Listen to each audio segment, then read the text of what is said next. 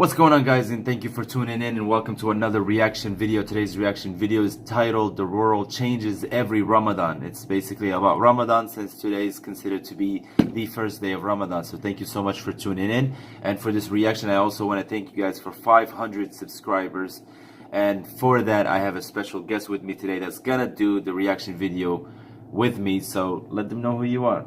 What's going on, guys? My name is Ismail. I'm super excited to get this this challenge going. I want to see what we can make up. All right. That's what I'm talking about. Let's get this thing started, huh? Let's go. All right. The entire world changes during Ramadan. You agree? I do. The Messenger ﷺ says in the authentic hadith, when it's the first night in Ramadan, the gates of paradise will be open. Imagine that. The gates of the hellfire will be shut. And the shayateen, the main leader devils, will be chained and locked down. And this is not mere symbolism, this is truth. This is true. These things happen in the world of the unseen. So the world changes. In Ramadan, the world changes. Shayateen, the most influential of shayateen, the most destructive of shayateen, will be locked down. They won't be able to travel around and affect people as they used to do outside Ramadan. So they're chained. They're limited. The gates of paradise will be opened. They'll be wide open. And this has an impact on us. It has an impact on us. The dynamics of what happens in the world change. The gates of the hellfire will be locked. They will be locked. And this will have an influence on us. The scholars of Islam are agreed upon a fact that we humans have two natures, two dual natures. Dual natures? One is spiritual, that's our soul. That's our soul, that's the invisible part of who we are. And this has a life of its own. And there is the visible side of us, which is the physical side that we can see and touch. The spiritual side of us has more of an angelic nature. It yearns to Allah subhanahu wa ta'ala. And the physical side of us is more like the animals. It's all about eating, drinking, reproducing, and the physical desires and the physical attachments and orientations that we have. And upon death, these two natures will be separated. The soul will depart the body.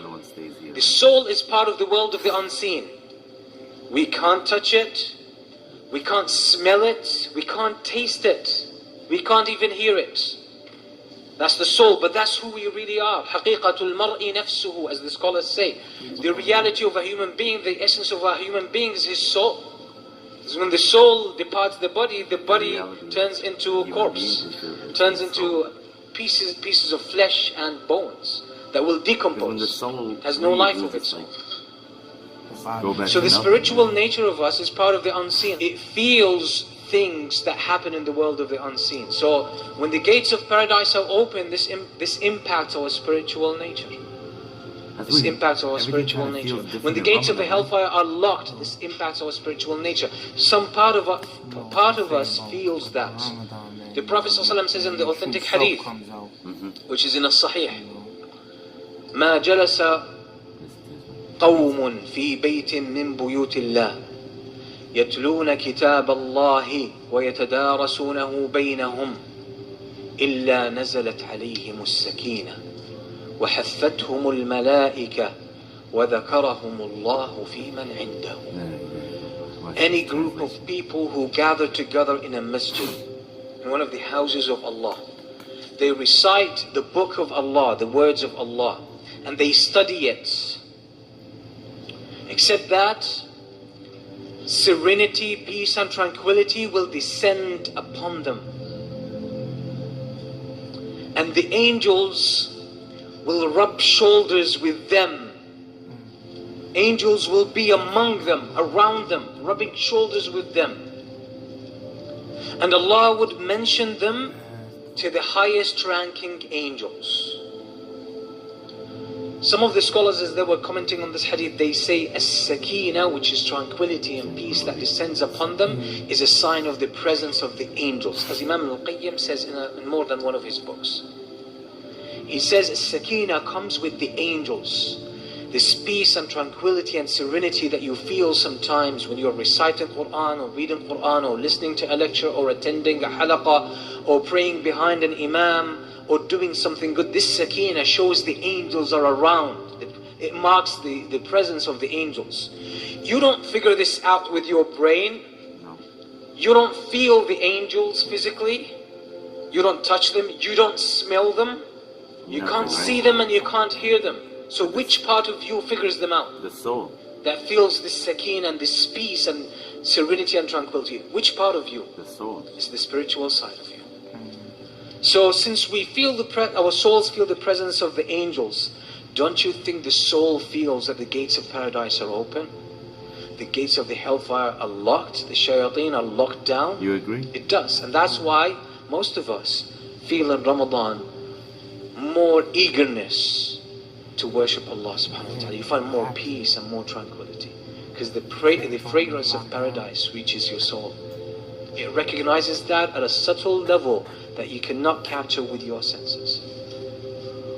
So that's what happens during Ramadan. This is what happens. This is why Ramadan is a special time. These things are not a figment of imagination that we're just talking about in a symbolic sense. These are realities of life. These are things that are happening. So when the first night of Ramadan, the dynamics of the world change.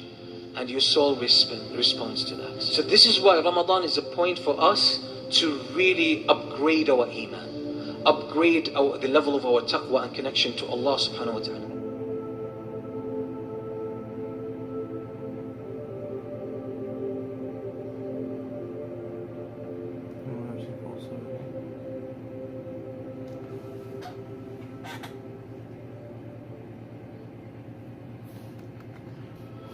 That was a good video.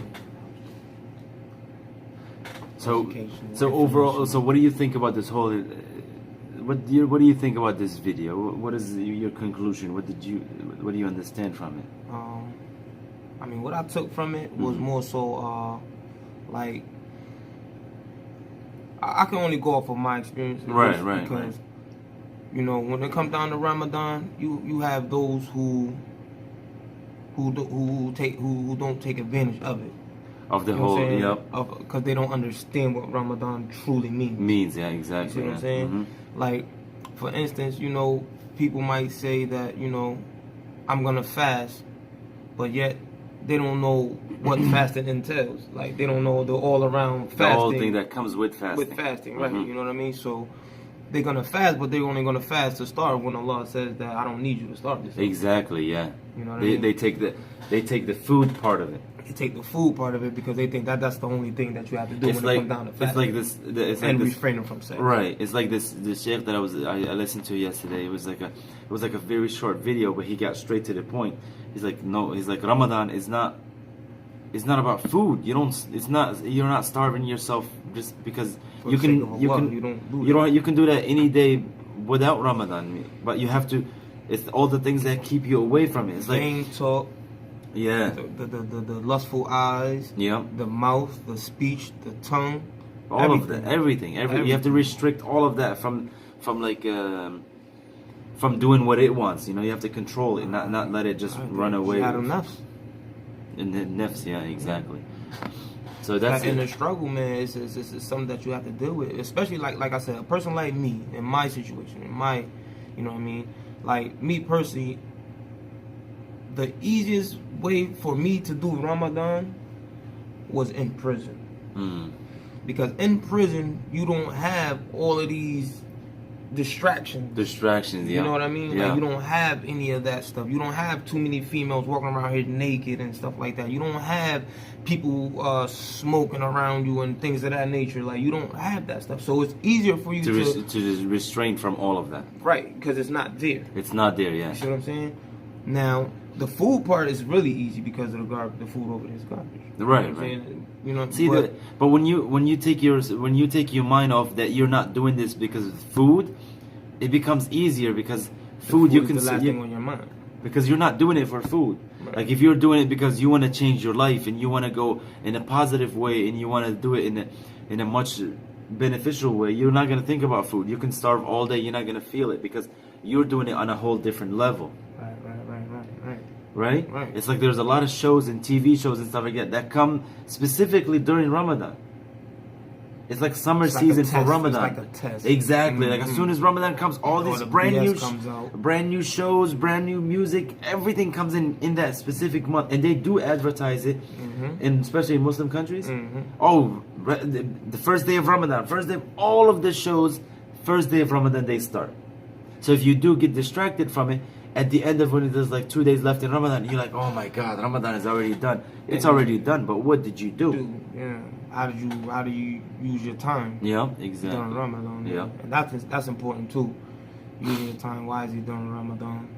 You know, you want to seek the utmost benefit that you can from Ramadan. From Ramadan, yes, exactly. You know, and inshallah, you're gonna help me. Inshallah, yes. Yeah. And I want to thank you guys so much for tuning in and watching this video. Thank you so much. Let us know what you think also about Ramadan and how you're preparing for it and what is your goals, inshallah, for this Ramadan. And please leave it in the comment below. We'll also leave the link for this video in the description below. And please don't forget to hit that subscribe and the like. It helps us a lot. Thank you so much. Right? They should subscribe. Definitely subscribe. Gotta subscribe. My boy Ty, man, you know what it is. Inshallah. Inshallah, all the Muslims out there, assalamu alaikum. And I hope y'all have a beautiful, beautiful Ramadan. Inshallah. And I'll see you guys in the next video. Thank you.